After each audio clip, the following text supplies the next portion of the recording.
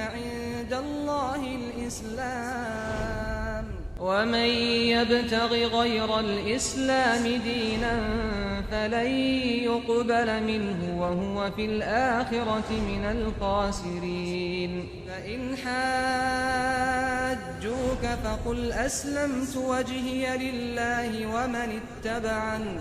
안녕하세요 여러분, 반갑습니다. 저는 카람 김은수라고 합니다. 이번 시간에는 이슬람에서의 사도에 관해서 알아보도록 하겠습니다. 하나님의 선택을 받아서 그분의 메시지를 인간에 전하는 그런 역할을 하는 분을 이슬람에서는 사도 혹은 선지자라고 합니다. 사도는 아랍어로 ar-rasul이라고 얘기를 하고요. 이 사도는 선지자보다는 좀 더 높은 상위 개념이면서 이제 성서를 함께 받은 경우가 많습니다. 반면에 선지자는 아랍어로 안나비라고 합니다. 이런 선지자는 이제 사도의 메시지들을 이어받고 상기시키는 역할을 하는데요. 하디스, 즉 무함마드 언행록에 따르면 선지자는 12만 4천 명, 그리고 사도는 약 310명, 다른 전승에 의하면 315명이라고 그렇게 언급이 되어 있습니다. 그래서 가장 마지막 사도는 이제 이슬람의 그런 선지자이자 사도이신 무함마드입니다. 그리고 가장 최초의 선지자는 아담이고요. 그리고 가장 최초의 사도는 노아입니다. 그래서 이렇게 선지자와 사도를 구분하는 것이 이제 이슬람의 특징 중에 하나인데요. 여기서는 아담과 그리고 주요 사도들에 관해서 간단히 알아보도록 하겠습니다. 제일 먼저 아담에 관해서 좀 설명을 드리자면요. 아담은 하나님께서 흙으로부터 창조하신 최초의 인류고요. 그렇게 흙으로 모양을 빚어서 당시 그 재질이 마치 사기 그릇과 같은 똑똑 치면 통통통 소리가 나는 그런 조각상 모양으로 아담은 누워 있었죠. 그때는 이제 그 영혼이 없었지만 하나님께서는 그런 영혼을 아담의 그런 그 조각상에 불어 넣으셨고, 그래서 아담은 영혼이 불어 넣어졌을 때 처음에 재채기를 하면서 이제 일어납니다. 그렇게 해서 이제 아담이 창조가 되었고요. 아담의 갈비뼈로부터 이제 하와, 보통 이제 이브라고 그렇게 알고 계시죠? 이브를 이제 창조를 하셨습니다. 그래서 그 둘은 천국에서 살면서 배고픔이나 갈증을 느끼지 않으면서 아주 편하게 지낼 수 있도록 하나님께서 약속을 하시고 배려를 하셨습니다. 그렇지만 하나님께서는 이 나무의 열매만은 먹지 말라라고 하셨는데요. 그때 이제 사탄이 와서 이 열매를 먹으면은 니네들이 영원한 삶을 얻을 것이다. 그리고 천사가 될 것이다. 라고 하면서 아담과 이브를 유혹했습니다. 그래서 아담과 이브는 하나님과의 약속, 즉 이 나무의 열매를 먹지 않겠다는 그런 성약을 잊게 됐고요. 망각한 나머지 그 둘은 열매를 먹게 되었습니다. 그래서 그 둘이 이제 열매를 먹게 되자 보이지 않았던 부끄러운 부분이 보이게 되었고, 천국의 나뭇잎으로 그 부끄러운 부분을 이제 가렸죠. 그 이후에 아담과 이브는 하나님께 용서를 구했고요. 하나님께서는 그 두 명을 용서를 하셨습니다. 용서를 하시면서 명령하시길 당분간 지구에서 살라. 그래서 지구에서 너희들은 살고 죽고 그 후에 다시 부활할 것이다 라고 하나님께서 약속을 하셨습니다. 그래서 아담의 자손들이 지구에서 살기 시작을 했고요. 저를 포함한 전 인류는 아담의 자손이라고 그렇게 얘기를 할 수 있겠습니다. 아담 이후에 이제 중요한 첫 번째 그런 사도는 노아를 들 수가 있습니다. 아랍어로는 누흐라고 하고요. 그 당시 노아가 보내질 때는 모든 사람들이 유일신 사상으로서 하나님을 경배했습니다. 그러다가 이제 신앙심이 뛰어난 성인들이 있었고요. 그 성인들이 죽고 나서 그들의 훌륭한 그런 행위를 기리기 위해서 조각상을 만들기 시작했습니다.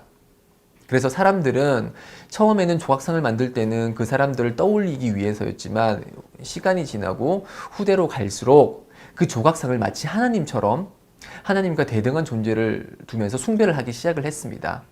이것이 인류 역사상 최초의 우상 숭배가 되고요. 이러한 이유로 이슬람은 조각상을 금지를 합니다. 비근한 예로 이제 삼국지에 보면은 관우 있죠. 관우의 조각상이 있고, 그리고 관우의 조각상을 숭배하는 종교가 있다는 걸 알고 계시나요? 중국에 존재를 합니다. 관우의 조각상이 처음에 만들어졌을 때는 관우의 그런 용병술과 용감함을 존경하기 위한 의미였지만 지금은 그를 숭배하는 하나의 종교로 바뀌게 되었습니다. 그래서 이런 종교적으로 변질될 수 있는 위험이 있기 때문에 사람의 조각상은 이슬람에서 허락을 하지 않는 것이죠. 네, 그래서 노아는 하나님의 명령을 받아서 950년 동안 사람들에게 하나님 한 분만을 경배하라고 그렇게 메시지를 전했습니다. 그렇지만 오직 소수만이 노아의 부름에 따랐고요. 그래서 하나님께서는 이제 계시를 내리셔서 노아, 너와 함께 있는 믿는 사람 이외에는 더 이상 믿는 사람이 없을 것이다 라고 말씀하시면서 배를 만들어라, 배를 건조해라 라고 했습니다. 앞으로 있을 커다란 대홍수를 준비하라는 것인데요. 이제 노아가 이렇게 방주를 만들 때마다 지나가는 사람들이 비웃었죠.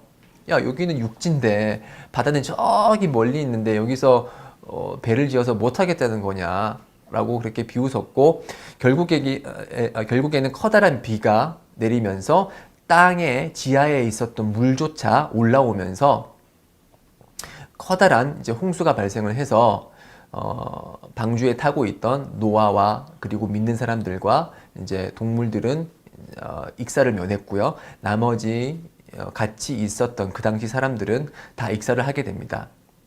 그 이후에 또 비와 홍수가 다 그치고 주디라는 산에 이제 그 방주는 정착을 하게 됩니다. 그래서 방주에 살아있던 사람들이 육지로 내려와서 다시 믿는 자로서의 새로운 삶을 시작을 하게 됩니다. 이것이 이제 노아의 삶의 일부분, 이제 중요한 부분들 중에 하나고요.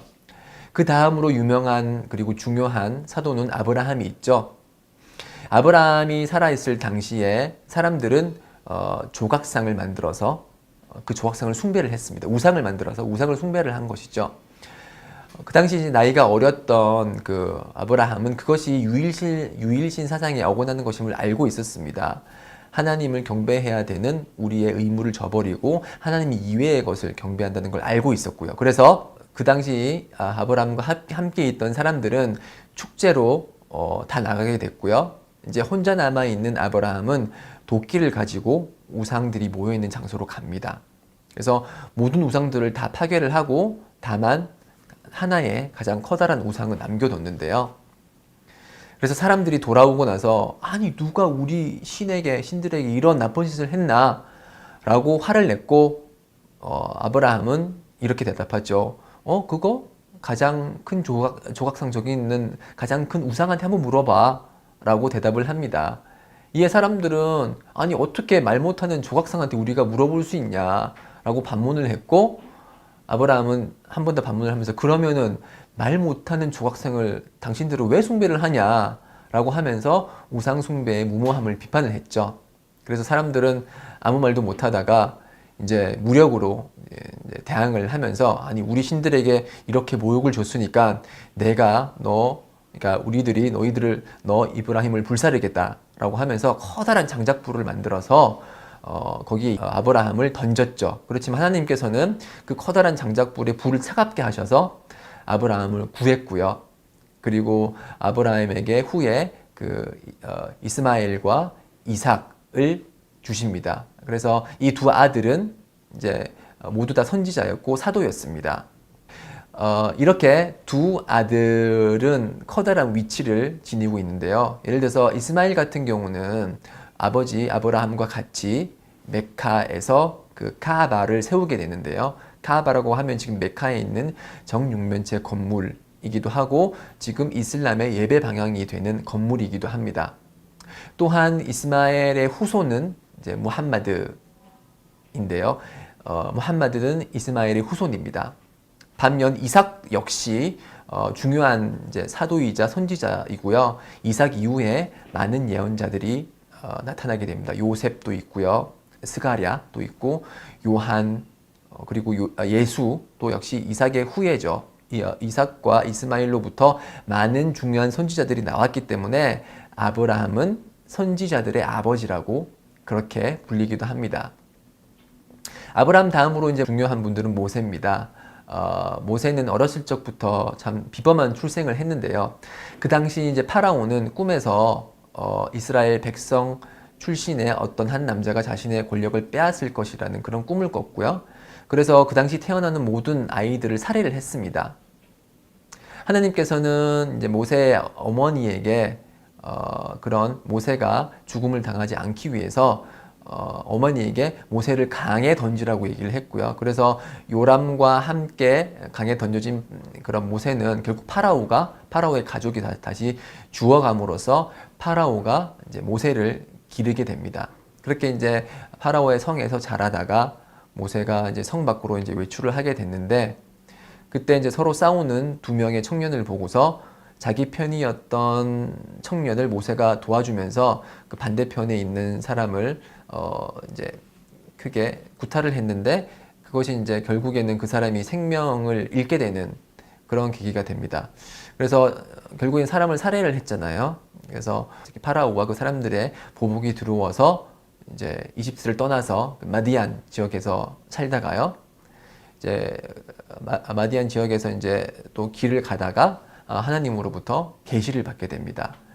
그래서 친형제인 아론도 함께 그런 계시를 받아서 파라오에게 가서 하나님을 믿으라는 그런 명령을 받게 됩니다. 그런 하나님을 믿으라는 그런 그런 메시지를 전달하라고 이제 명령을 받게 되는데, 파라오는 거부를 하죠. 그래서 모세는 파라오에게 하나님의 징표를 보여주는데요. 그 징표 중에 하나는 지팡이를 던지니까 그게 뱀이 되고요. 주머니에서 손을 꺼내니까 손에서 밝은 이제 빛이 나는 그런 하나님의 기적을 보여주지만, 파라오는 이것이 다 주술이라고 생각을 합니다. 그래서 파라오는 주술가를 다 불러 모아서 모세, 네가 나에게 보여준 주술과 똑같은 그런 주술을 부리겠다라고 공언을 합니다. 주술가가 그래서 그렇게 해서 다 모였고, 사람들이 다 모인 자리에서 주술가들은 이제 줄과 지팡이로 움직이는 뱀을 만들죠. 그러나 모세는 다시 지팡이를 던져서 그 지팡이가 뱀이 되어서 그 뱀이 가짜 뱀을 다 삼켜버립니다. 그러한 기적을 본 주술가들은 이제 하나님께 부복하면서 하나님에 대한 신앙을 고백을 하게 되고요. 그래서 파라오는 모세와 그리고 같이 믿었던 그 이전에 주술가였던 그런 신앙인들 모두를 십자가에 못 박게 하겠다, 그렇게 위협을 했고, 모세는 이제 밤에 이집트를 탈출을 하려고 합니다. 그래서 모세의 탈출을 알게 된 파라오는 모세를 따라오게 되고, 그래서 그 두 무리는 아침나절에 이제 홍해 앞에서 맞닥뜨리게 되는데요. 모세는 홍해를 건널 수 없어서 그렇게 망설이고 있었지만, 하나님께서는 계시를 내리셔서 모세에게 지팡이로서, 자신이 갖고 있는 지팡이로 그 바다를 두드리라라고 그렇게 명령을 하셨고요. 지팡이를 홍해를 두드리니까 홍해가 갈라지면서 모세와 그리고 모세와 함께 있던 신앙인들은 무사히 홍해를 건너게 되지만, 뒤따라오던 파라오는 홍해가 이제 다시 제자리를 찾게 됨으로써 모두 익사를 하게 됩니다. 이것이 이제 모세에 관한 중요한 내용 중에 하나고요. 그 다음에 이제 예수가 있죠. 예수는 이제 모세 이후에 하나님의 사도고요. 모세의 출생이 비범했다면은 예수의 출생은 비범을 넘어선 기적입니다. 이것이 이슬람의 믿음인데요. 어머니 마리아가 이제 잉태를 하게 되죠. 아버지 없는 잉태를 하게 되는 것은 가브리엘 천사가 와서 어머니 마리아에게 예수를 불어넣게 되고, 그렇게 해서 탄생한 예수는 어렸을 적부터 사람들에게 말을 합니다. 처음으로 이제 요람에서 말을 하게 된 예수는 이렇게 얘기를 하죠. 나는 하나님의 사도이며 내가 하나님으로부터 성서를 받았다, 이렇게 선언을 합니다. 그리고 더 자라서는 사람들에게 여러 기적을 행하는데요. 죽은 자를 살리고 어렸을 적부터 장님이었던 그런 장님을 눈을 뜨게 하는 여러 기적들을 행했습니다. 그럼에도 불구하고 당시 유대인들은 예수가 하나님의 사도임을 부정하고 그를 살해하려고 했었죠. 유대인이 살해를 책략하는 동안 하나님께서도 책략하셨고 유대인들이 예수를 잡아서 십자가에 못 박히려고 하기 전에 하나님께서는 예수를 하늘로 올려보내십니다. 그래서 이슬람의 믿음은 예수는 십자가에 못 박히지 않으셨고 지금 예수는 하늘에 계시면서 심판의 날이 다가오길 기다리고 있습니다. 그래서 심판의 날이 가까워오면은 예수가 다시 지구로 내려와서 적 그리스도, 아랍어로는 다잘이라고 하는데요. 적 그리스도와 싸워서 승리한 후에 자연사를 합니다. 그리고 다시 이제 심판의 날이 다가오면 다른 사람들과 함께 부활을 한다는 것이 이슬람의 믿음입니다. 그리고 부활하고 나서 하나님으로부터 다른 사람들과 마찬가지로 심판을 받게 되고요. 자, 이들 모두는 가장 훌륭한 사람들입니다. 사도들 모두는 가장 훌륭한 사람들이었기 때문에 하나님께서 직접 선택을 받으신 분들이고요. 그리고 그들은 실수를 할지언정 대죄를 짓지는 않습니다. 예를 들어서 성경에 나와 있는 것처럼 부하 아내가 목욕하는 모습을 보고 그 미모에 반해서 아내를 빼앗는다거나 아니면은 송아지를 만들어서 하나님 대신 숭배하라고 그 송아지를 숭배하라고 명령하는 그러한 모습은 이슬람에서는 있을 수 없는 일이죠. 그리고 그들 모두는 피조물이자 인간입니다. 인간이 인간을 숭배하지 않습니다. 이슬람에서는. 피조물이 피조물을 숭배를 하지 않는 거죠. 피조물은 오직 창조주, 창조자 한 명만을 숭배를 합니다. 그렇기 때문에 우리 무슬림은 예수를 숭배하지도 않고 무함마드를 숭배하지도 않습니다. 그것이 아마 기독교와 이슬람의 가장 큰 차이점이 아닐까 생각을 합니다. 네, 이렇게 짧게 이슬람에서의 사도에 관해서 잠시 설명을 드렸습니다. 이슬람이에 약간이나마 도움이 되길 바라는 심정에서 이렇게 녹음을 진행을 했습니다. 여러분에게 도움이 되길 바라면서 저는 또 다음 기회를 통해서 찾아뵙도록 하겠습니다. 감사합니다.